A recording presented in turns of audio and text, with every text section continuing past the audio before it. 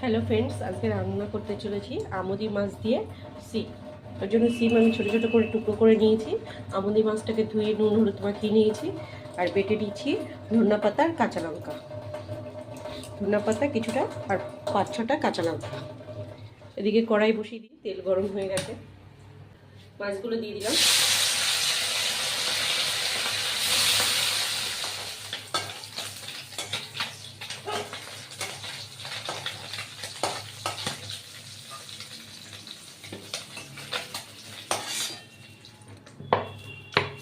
একটু কালি জিরে ফোড়ন দিয়ে চিনি দিয়ে দিলাম।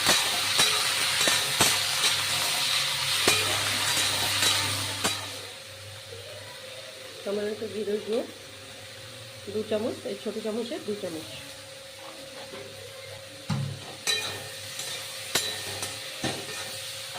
একটু সামান্য জল দিয়ে দেবো।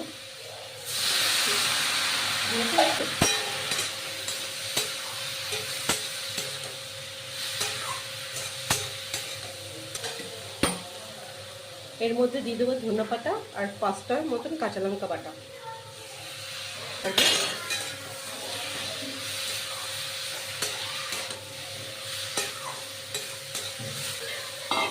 আমি ছোটো বাটির 1 বাটি জল দিয়ে দিলাম সিমটা সিদ্ধ হওয়ার জন্য।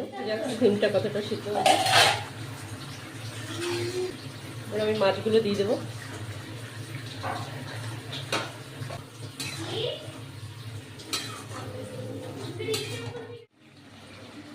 হয়ে গেছে মাছের ঝোল, তৈরি হয়ে গেছে সিম দিয়ে আমুদি মাছ মাখা মাখা।